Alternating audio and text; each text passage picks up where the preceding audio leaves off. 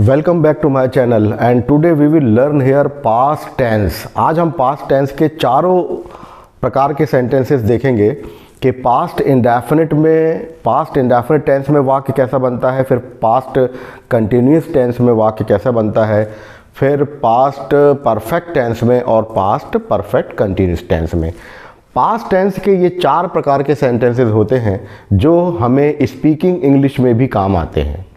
और we are learning here tense for the speaking English.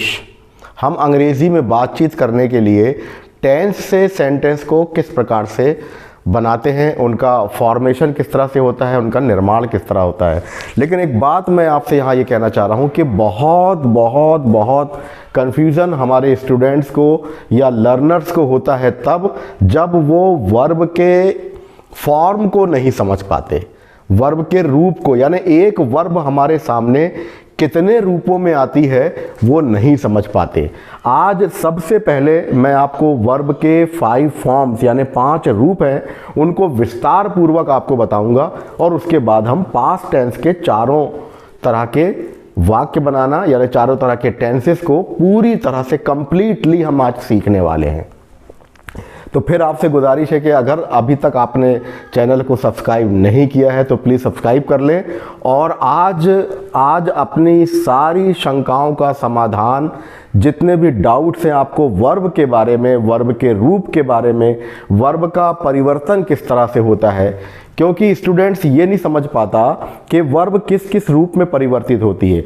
वास्तविक रूप से वर्ब का परिवर्तन ही टेंस में यूज़ किया जाता है, यानी अलग अलग टेंस में अलग अलग तरह की वर्ब यूज़ में लाई जाती हैं। और अगर उस वर्ब के परिवर्तन को हम अच्छी तरह से समझ लेंगे तो हमें किसी भी टेंस में उस वर्ब के रूप को यूज़ करना हमारे लिए आसान होगा। तो चलिए हम इसको 1 बाय 1 आपके सामने रखते हैं। ये अपने जहन में रख लीजिए आप कि वर्ब जो होती है वो 5 तरह से हमारे टेंस में यूज़ में लाई जाती है। कुछ तो हमने प्रेजेंट टेंस में जब हमने पढ़ा था, मैं डिस्क्रिप्शन बॉक्स में आपको उसका लिंक दे दूंगा जिसमें मैंने प्रेजेंट टेंस को विस्तार पूर्वक और डिटेल में आपको बताया है। आज हम पास्ट टेंस पढ़ेंगे, लेकिन फिर हम वर्ब के रूप को आप आज विस्तार से फिर बता रहे हैं एक बार, ताकि आगे के टेंसेस को सीखने में हमें कोई भी कन्फ्यूज़न, कोई भी शंका, कोई भी डाउट नहीं रहे। चलिए देखते हैं ये वर्ब का देखिए फुल फॉर्म है हमारे सामने आ रहा है। जैसे ये to go, to write, to ask, ये उदाहरण स्वरूप हमने आपको ये वर्ब लिखी है। अब देखिए V1, V2, V3, V4, V5 जो मैंने यहाँ लिखा है ये आपको केवल वर्ब के 5 रूपों को बनाने के लिए कि भाई V1 में क्या होता है यानी वर्ब का पहला रूप क्या होता है, V2 यानी वर्ब का दूसरा रूप क्या होता है, V3 यानी वर्ब का तीसरा रूप क्या होता है, V4 यानी वर्ब का चौथा रूप कौन सा होता है और V5 यानी वर्ब का 5वां रूप क्या होता है। ये तो हम हो गई हमारी बोलचाल की भाषा या अंडरस्टैंडिंग की भाषा के वर्ब हमारे 5 रूपों में आती है। इनके ग्रामर के नाम भी हैं। जैसे V1 को हम प्रेजेंट टेंस कहते हैं, V2 को हम पास्ट टेंस कहते हैं, V3 को पास्ट पार्टिसिपल और V4 को प्रेजेंट पार्टिसिपल और V5 को हम कहेंगे singular number of the verb. यानी जिस तरह से नाउन का एक वचन और बहुवचन यानी सिंगुलर नंबर और प्लूरल नंबर होता है, ठीक वैसे ही वर्ब भी सिंगुलर और प्लूरल में होती है। अब ये सिंगुलर वर्ब में कौन सी होती है, आइए हम इसको देखते हैं। तो ये पहला वर्ब जो है हमारी गो का अर्थ होता है जाना, ये प्रेजेंट टेंस में V1 गो, और यही V2 में यानी पास्ट टेंस में वेंट यानी गया, V3 यानी पास्ट पार्टिसिपल में गॉन यानी जा चुका, V4 यानी present participle going, GOING going यानी जा रहा, और ये देखिए V5 यानी singular number of the verb goes यानी जाता है। अब यही समझ लीजिए आप, ये जो जिसमें वर्ब के अनुसार एस या ES लग जाता है वह सिंगुलर नंबर की वर्ब कहलाती है और इसका जो मूल रूप होता है वो हमेशा प्लूरल नंबर या बहुवचन में होता है। इसका जिक्र हम तब करेंगे जब आपको प्रेजेंट टेंस कभी फिर एक बार बताएंगे। आज केवल इतना ही समझ लें और हमेशा के लिए इसको याद रखें। तीसरी याद रखने वाली बात यह है, यहां पर देखिए V4, यानी इसको हम कहते हैं present participle form. Present participle form की पहचान ये है कि इसमें वर्ब के मूल रूप में यानी जो ओरिजिनल फॉर्म वर्ब का होता है उसमें आईएनजी जरूर लगता है, तो इसको हम कहते हैं V4 यानी प्रेजेंट पार्टिसिपल। देखिए इनके सबको नाम को याद रखिएगा। प्रेजेंट पार्टिसिपल यानी वर्ब के मूल रूप में हमेशा आईएनजी लगता है और इसका यूज हमेशा कंटिन्यूअस टेंस के साथ में होता है। एक एक बात को आप नोट करिएगा, ध्यान से सुनिएगा। ये जो बातें मैंने आपसे बताई हैं कि वर्ब के फर्स्ट फॉर्म में जब आईएनजी लगता है तो वह प्रेजेंट पार्टिसिपल कहलाता है और इसका यूज हमेशा कंटिन्यूअस के साथ होता है, चाहे वो प्रेजेंट कंटिन्यूअस हो, चाहे वो पास्ट कंटिन्यूअस हो और चाहे वह फ्यूचर कंटिन्यूअस टेंस हो।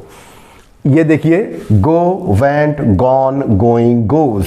उसी प्रकार से वर्ब आ गई राइट यानी लिखना, रोट यानी लिखा, रिटन यानी लिख चुका या लिख लिया, राइटिंग यानी लिख रहा, राइट्स यानी लिखता है। जितनी भी वर्ब होंगी आपको इसी तरह से बोलना है, जैसे गो जाना, वेंट गया, गॉन जा चुका या चला गया, गोइंग जा रहा, गोज जाता है। अब देखिए ये जो वर्ब में इनका जो है, ये जब वर्ब आपस में बदलती हैं तो इसमें आंतरिक परिवर्तन होता है यानी इंटरनल चेंजेस होते हैं। देखिए ये गो से वेंट बन गया, वेंट का फिर ये गॉन बन गया और गॉन से लेकर ये गोइंग, तो सब में वर्ब में आईएनजी लगता है, लेकिन ये माने रखते हैं हमारे V2 और V3 यानी पास्ट टेंस और पास्ट पार्टिसिपल। इनमें हमेशा आंतरिक चेंज होता है और कुछ वर्ब ऐसी होती है जिसमें ईडी लगता है। तो आप इसको जब लर्न करेंगे, याद करेंगे इसको, तो आप ये देख लेंगे कि कुछ वर्ब में हमारा इंटरनल चेंज हो रहा है। बहुत सारी वर्ब हैं जैसे run, ran, run, become, became, become, bring, brought, brought, teach, taught, taught. इसमें देखिए ईडी का इस्तेमाल नहीं हो रहा, ये इसमें आंतरिक यानी इंटरनल चेंजेस होते हैं। तो ऐसी वर्ब जिनमें इंटरनल चेंजेस होते हैं ग्रामर की भाषा में उसको स्ट्रॉन्ग वर्ब कहा जाता है। और जिसमें ईडी लगता है जैसे ये आस्क, अब इसकी मीनिंग देखिए क्या होगा, आस्क यानी पूछना। ये आस्क का ओरिजिनल फॉर्म हुआ V1 यानी प्रेजेंट टेंस। पास्ट टेंस में ये हो गई आस्क्ड, इसका अर्थ होगा पूछा। ये V3 यानी पास्ट पार्टिसिपल में आस्क्ड ही होगा लेकिन अर्थ यहां बदल जाएगा, ये होगा पूछ चुका, पूछ चुका या पूछ लिया। आस्किंग यानी पूछ रहा, आस्किंग यानी पूछ रहा और आस्क यानी हो जाएगा पूछता है। तो मैंने ये आपको वर्ब के बारे में बहुत डिटेल में बता दिया है। अब आपका फ़र्ज़ ये है कि आप अलग अलग तरह की, दो तरह की जो वर्ब आती हैं जिनमें इंटरनल चेंजेस होता है उनकी लिस्ट बनाइए, उनके परिवर्तन को याद करिए। बग़ैर इसको लर्न किए, याद किए आप इनको टेंसेस में यूज़ नहीं कर सकते, क्योंकि जब हम एक टेंस से दूसरे टेंस में सेंटेंस को चेंज करते हैं तो ये वर्ब का इसमें अहम रोल रहता है और यही सेंटेंस को इसके फॉर्मेशन में काम आता है। अगर आप ये इसको नहीं सीखेंगे तो फिर हमें वर्ब को चेंज करने में बहुत दिक्कतें होंगी। तो आज मैंने आपको इसको डिटेल में बता दिया, विस्तार पूर्वक बता दिया कि ये वर्ब के 5 रूपों को याद रखिए, V1, V2, V3, V4, V5। और ये क्या होते हैं, वीडियो को आप बार बार इसको पॉज करके और रोक रोक कर इसको बार बार देखिएगा कि मैंने क्या क्या नाम इनको दिए हैं और किस प्रकार से इन वर्ब के परिवर्तन होते हैं। वर्ब का इसके अलावा कोई परिवर्तन नहीं होता, ये मुख्य वर्ब है, मुख्य क्रिया है, मेन वर्ब कहलाती हैं और मेन वर्ब का यूज़ हम टेंस में करते हैं। तो इस तरह से ये जो परिवर्तन है और ये जो नियम है ये याद रखिएगा। आइए अब हम सीखते हैं आज पास्ट टेंस के पूरे सेंटेंसेस। अब तक अगर आपने सब्सक्राइब नहीं किया है तो प्लीज़ सब्सक्राइब कर लें और वीडियो को लास्ट तक देखें।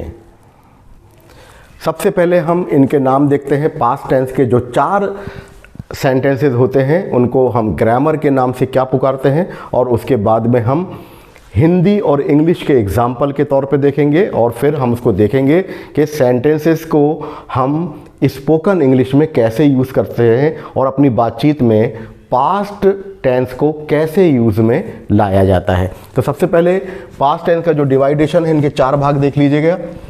पहला है सेंटेंस पास्ट इंडेफिनिट टेंस या simple past tense. Number 2 past continuous tense. Number 3 past perfect tense. Number 4 past perfect continuous tense. इनकी सबकी स्पेलिंग, इनके सबके नाम, इनके उच्चारण, इनके प्रोनाउंसिएशन। इसके बाद इसको हिंदी में अर्थ देखिए। ये अनिश्चित भूतकाल होता है। हिंदी में अगर हम कहेंगे तो ये हो जाएगा अनिश्चित भूतकाल या साधारण भूतकाल। इसको हम कहेंगे लगातार भूतकाल, लगातार भूतकाल। क्योंकि लगातार क्यों कहा? कंटिन्यूअस नाम आया है। पास्ट परफेक्ट टेंस पूर्ण, परफेक्ट का मतलब पूर्ण होता है, पूर्ण भूतकाल। और ये हो गया लगातार पूर्ण भूतकाल, लगातार पूर्ण भूतकाल। इसको हमने अंग्रेजी और हिंदी के नामों में इसको हमने अच्छी तरह से देख लिया। अब देखिए हैं इसमें एग्जाम्पल कैसे आते हैं। पहले मैं आपको हिंदी में एग्जाम्पल बोलकर बनाता हूँ।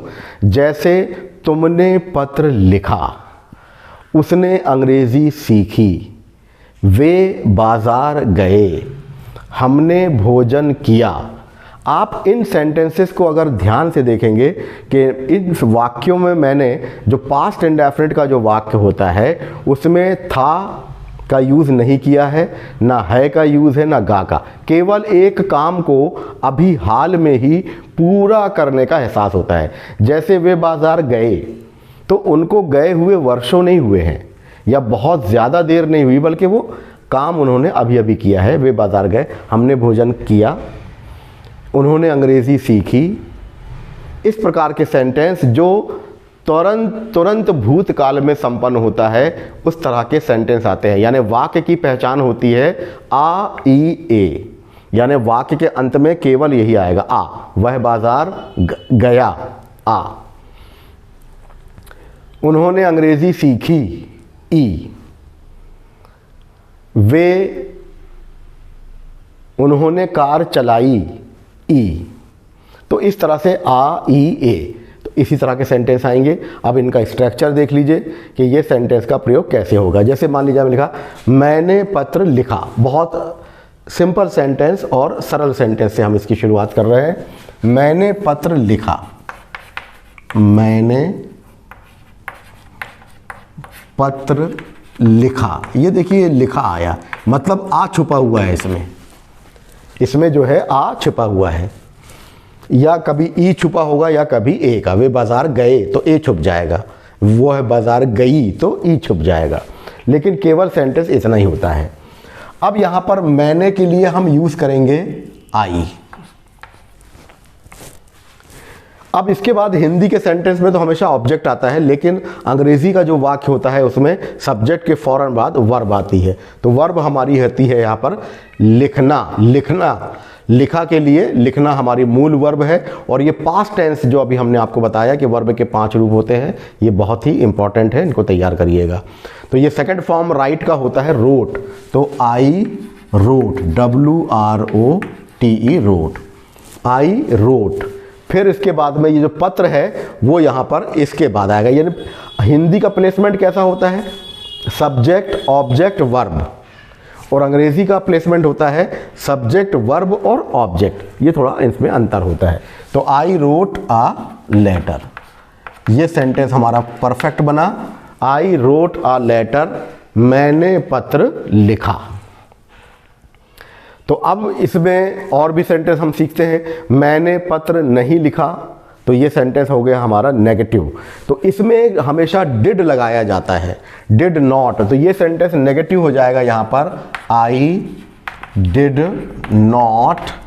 और ये जो हमारी वर्ब है जो फर्स्ट फॉर्म की है, ये वापस सेकंड फॉर्म की है, ये वापस फर्स्ट फॉर्म में आ जाएगी।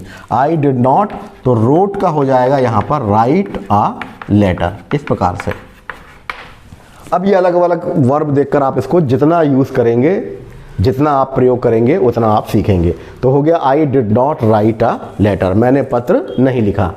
क्या मैंने पत्र लिखा? तो हम यहाँ पर इस सहायक क्रिया को यानी डिड को सामने रख देंगे, did I write a letter. एक बार मेहनत कर लीजिए इसमें, ये पॉजिटिव सेंटेंस, ये नेगेटिव सेंटेंस और ये interrogative sentence. I wrote a letter, मैंने पत्र लिखा। I did not write a letter, मैंने पत्र नहीं लिखा। क्या मैंने पत्र लिखा? Did I write a letter. मैंने पत्र कब लिखा? तो ये कब के लिए क्वेश्चन वर्ड आता है व्हेन, और व्हेन का यूज हमेशा ऑक्सिलरी वर्ब के पहले आएगा, यानी when did I write a letter. मैंने पत्र क्यों लिखा? तो क्यों के लिए अंग्रेजी वर्ड आता है क्वेश्चन वर्ड वाई, वाई, क्यों के लिए वाई। तो वाई का यूज कहाँ करेंगे हम? ऑक्सिलरी वर्ब के पहले, यानी स्टार्टिंग हमारा सेंटेंस जो होगा वो क्वेश्चन वर्ड से होगा। तो कहने का मतलब ये हुआ कि जब हम इंटरोगेटिव क्वेश्चन बनाते हैं और क्वेश्चन वर्ड वाला बनाते हैं तो हमेशा प्रश्नवाचक जो होता है वो सहायक क्रिया के पहले सेंटेंस होता है। जैसे अब इसके विभिन्न प्रकार के सेंटेंस देख लिए। स्पोकन इंग्लिश में हम कैसे याद किएंगे कि तुमने उससे बात क्यों की, तुमने उससे बात क्यों की। तो क्या हो जाएगा? Why did you talk to him या हर। तुम बाजार क्यों गए? Why did you go to market. तुम बाजार क्यों नहीं गए? Why did you not go to market. तुमने पत्र कब लिखा? When did you write a letter. तुमने पत्र क्यों लिखा? Why did you write a letter. ये सारा इसी पैटर्न में होगा, देखिएगा आप। जितना हम इस प्लेसमेंट को करेंगे, जब तक हम इसको बोलेंगे नहीं, जब तक हम इसको सेंटेंस को फॉर्मेशन को बनाएंगे नहीं, तब तक ये हमारे जहन में, हमारे दिमाग में नहीं आता। केवल एक बार सुन लेने से और रूल को याद कर लेने से ये कभी परफेक्शन नहीं आता। ये देखिए मूलभूत चीज़ें हैं। जैसे सेंटेंस को नेगेटिव बनाना है तो नॉट लगता है, और ये बात तय है कि नॉट कहाँ लगेगा? सहायक क्रिया के बाद लगेगा। यहाँ डिड हमने सहायक क्रिया लेकर आया है तो नॉट कहाँ लगा? डिड के बाद लगा। बाकी के सेंटेंस हम पढ़ेंगे तो आपको बहुत ईजी लगेगा, और फॉर्मेशन देखेंगे। जो मैंने काम यहाँ पास्ट इंडेफिनिट के लिए किया है वही काम मैं पास्ट कंटिन्यूस टेंस के लिए करूँगा, पास्ट परफेक्ट टेंस के लिए भी वही होगा, और पास्ट परफेक्ट कंटिन्यूस टेंस के लिए भी वही होगा। एक बार, only once a time you will learn the placement of words, then you will learn for ever. एक बार अगर आपने शब्दों की जमावट सीख ली तो आपने हमेशा के लिए, समझ लीजिए, शब्दों की जमावट को कभी आप गलती नहीं करेंगे। Learn one time for ever, एक बार सीख लीजिए हमेशा के लिए, क्योंकि फिर ये कभी चेंज होने वाला नहीं है। और जितनी प्रैक्टिस मेक्स परफेक्ट मैन, जितनी आप प्रैक्टिस करेंगे उतना आपका काम होता रहेगा। आइए अब हम आते हैं पास्ट कंटिन्यूस टेंस के लिए। कंटिन्यूस नाम आया मतलब ये जारी है। जैसे वह पत्र, अब इसी को हम बनाएंगे आई रोट अ लेटर, मैंने पत्र लिखा।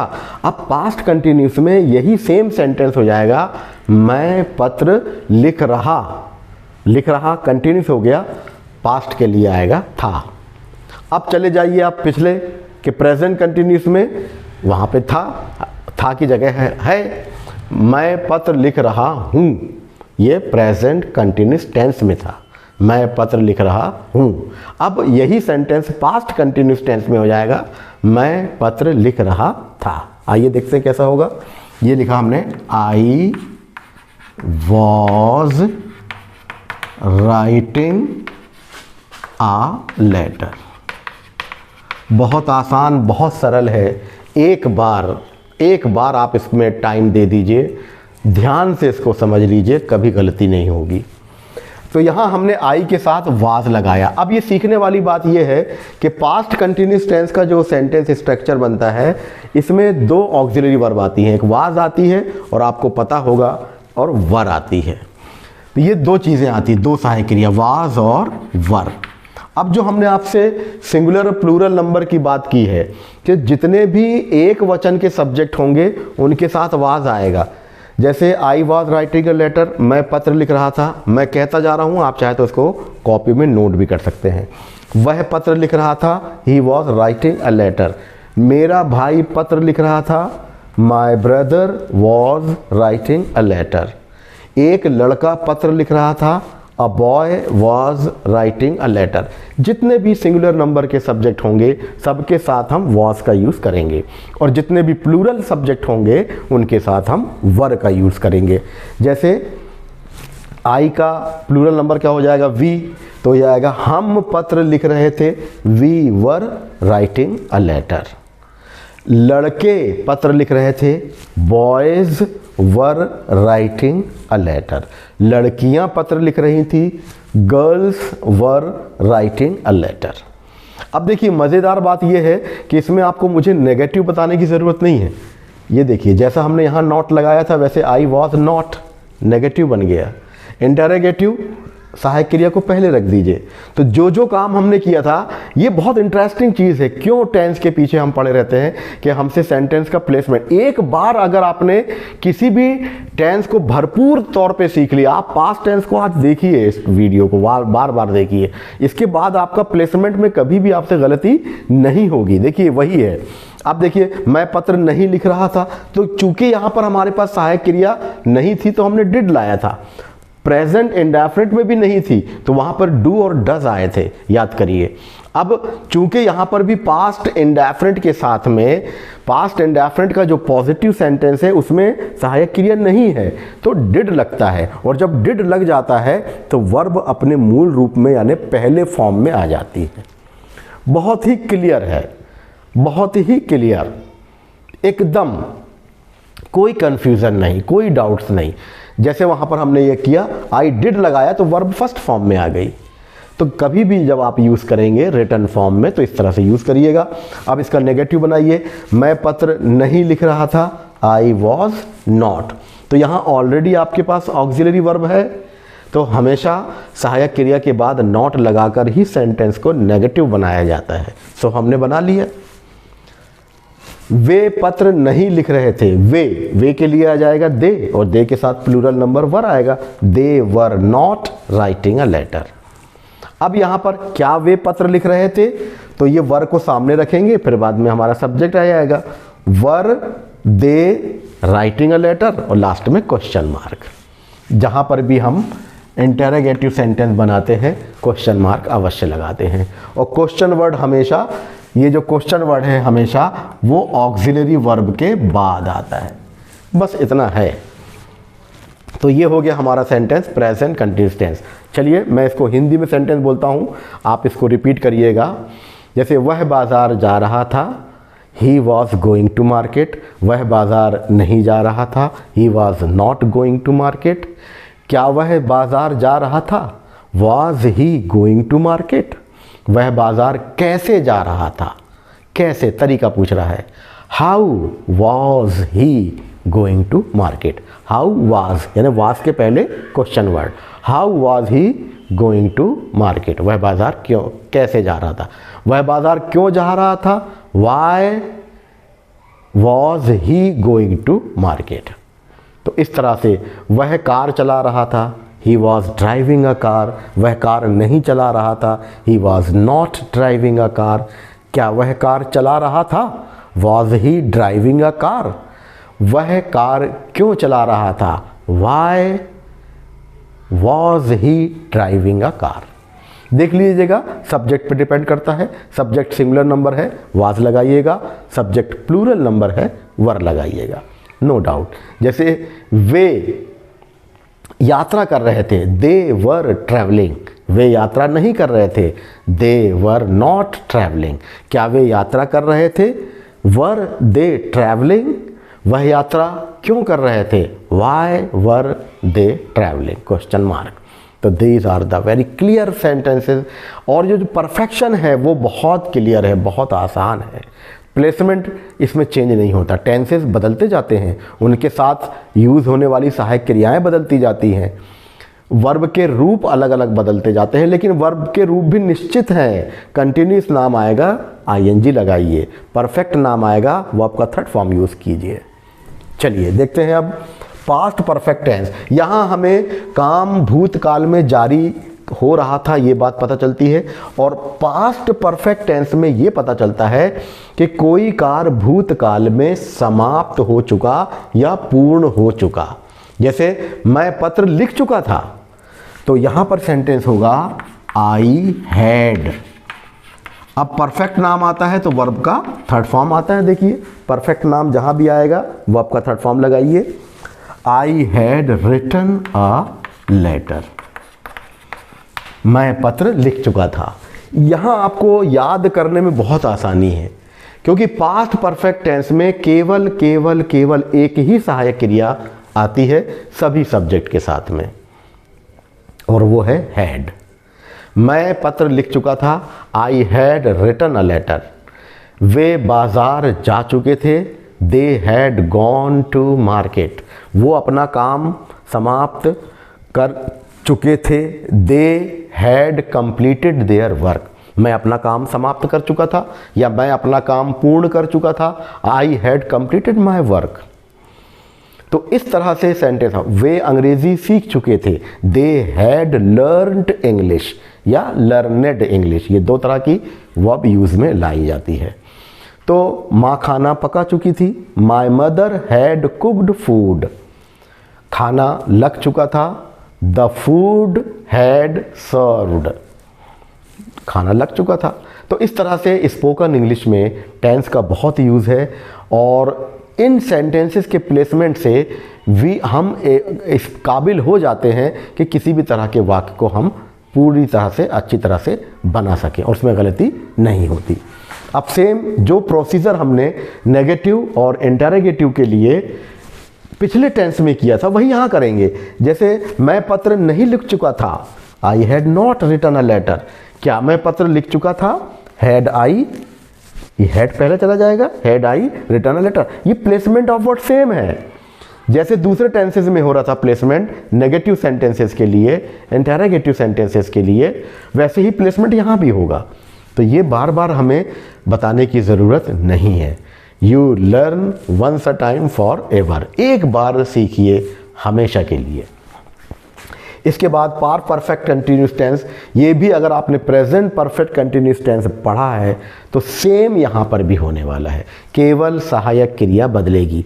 वहाँ याद रखिए आप हैज़ बीन और हैव बीन आया था, यहाँ तो सबका मालिक एक, यानी सभी सब्जेक्ट के साथ हैड सहायक क्रिया ही आएगी। यहाँ पर भी सभी का मालिक एक हैड सहायक क्रिया के लिए आएगी। तो ये हो जाएगा वे 2 वर्षों से अंग्रेजी सीख रहे थे। तो ये हम सेंटेंस यहाँ पर पूरा दिख रहे हैं, आप देखिएगा। दे हैड बीन सहायक क्रिया का और इजाफा हो जाता है, दे हैड बीन लर्न सीखने के लिए होता है, आईएनजी लग गया तो हो गया learning. They had been learning, क्या सीख रहे थे वो, इंग्लिश फॉर 2 मंथ्स। ये मैंने लिख दिया यहाँ पर फॉर 2 मंथ्स। तो ये देखिए हमने यहाँ पर फॉर लगाया, तो देखिए यहाँ पर क्या क्या हो गया, सब्जेक्ट के बाद 2 ऑक्सिलरी वर्ब आती हैं, हैड और बीन। वर्ब के फर्स्ट फॉर्म में आईएनजी लगाया, इसके बाद यहाँ ऑब्जेक्ट लिखा, फिर फॉर लगाया और 2 मंथ्स लिखा। इसके वीडियो में मैंने एक वीडियो मेरा अलग से बना हुआ है, हाउ टू यूज़ सिंस और फॉर। हम फॉर और सिंस का यूज़ कैसे करते हैं आज मैं और आपको बता दे रहा हूँ एक बार फिर से, कि जब हम एक्यूरेट टाइम देते हैं, यहाँ पर जैसे हमने 2 महीने लिखा है, अगर हमने कोई मंथ का नाम लिखा होता दिसंबर, जनवरी, फरवरी, मार्च, अप्रैल, मई, तो यहाँ हमें सिंस लगाना होता। 2 ईयर्स, 4 ईयर्स, 5 ईयर्स, तो फॉर लगाएंगे। लेकिन ईयर्स का अगर हमने नेम दे दिया 2018, 2017, 2020 लाइक दिस, तो हमें यहाँ पर सिंस लगाना होता। इसी तरह समय का उल्लेख करेंगे, हमेशा मॉर्निंग इवनिंग के साथ सिंस का यूज़ करिएगा, लास्ट नाइट के साथ सिंस का यूज़ करिएगा। लेकिन जब हम 2 घंटे बोलें या 4 घंटे बोलें तो फॉर का यूज़ कीजिएगा। जैसे हम लिखें कि मैं 2 घंटे से अध्ययन कर रहा था, तो I had been studying for 2 hours. लेकिन अगर मैं इसको समय दे दूं कि मैं 4 बजे से पढ़ रहा था, तो मैं कहूँगा I had been studying since 4 o'clock। तो जब कभी एक्यूरेट टाइम दिया जाता है या स्टार्टिंग टाइम दिया जाता है या बिल्कुल रिटर्न में टाइम दिया जाता है, मतलब उसका नाम दिया जाता है, जैसे मंथ का नाम दिया मार्च, अप्रैल, मई, जून, ईयर का नाम दिया हमने, या बजे का नाम दिया 4 o'clock, 3 o'clock, तो हम सिंस लगाना होगा। और वैसे ही अवधि, ड्यूरेशन दे दी अगर हमने, तो वहाँ हम फॉर लगाते हैं। तो उम्मीद है कि पास्ट टेंस के ये वाक्य आपको समझ में आ गए होंगे। फिर से देखिए, पहला सेंटेंस पास्ट इंडेफिनिट का, आई रोट अ लेटर, मैंने पत्र लिखा। फिर मैं पत्र लिख रहा था, I was writing a letter. फिर पास्ट परफेक्ट टेंस में मैं पत्र लिख चुका था, काम पूरा हो गया भूतकाल में, I had written a letter. फिर पास्ट परफेक्ट कंटिन्यूस टेंस, यहाँ पर भूतकाल में कोई कार्य प्रारंभ होता है और भूतकाल में ही कोई कार्य पूरा हो जाता है। तो I had been learning English for 2 months, मैं 2 महीने से अंग्रेज़ी सीख रहा था। यानी सीखने का काम भूतकाल में प्रारंभ हुआ, शुरू हुआ और भूतकाल में ही ख़त्म हो गया। तो ये इस तरह से पास्ट टेंस के सारे सेंटेंसेस, मैंने आपको यहाँ नेगेटिव सेंटेंस बताए। एक बार फिर आप पुनः सुन लीजिए कि अब तक अगर आपने सब्सक्राइब नहीं किया है तो प्लीज़ सब्सक्राइब कर लें। मैं ग्रामर के ऐसे ही रूल्स आपके सामने और भी लाता रहूँगा, टेंसेज और प्रेपोजिशंस के यूज़ और विभिन्न प्रकार के जो स्ट्रक्चर्स होते हैं, how to form your sentences in English, तो आप अंग्रेज़ी में कैसे वाक्य बनाएंगे, वो भी स्ट्रक्चर के माध्यम से हम अलग अलग वीडियोस में लाते रहेंगे। इसके पहले वीडियोस डले हैं, डिस्क्रिप्शन बॉक्स में कुछ लिंक दिए हुए हैं, आप उसको जाकर देख सकते हैं। तो मुझे उम्मीद है कि आपको आज पास्ट टेंस के ये सेंटेंस और इसके पहले मैंने आपको जो फॉर्म्स ऑफ द वर्ब, मुख्य क्रिया के जो 5 रूप बताए हैं, वो आपको ज़रूर समझ में आएंगे। तो मिलते हैं फिर किसी वीडियो में। Till then, goodbye, take care all of you.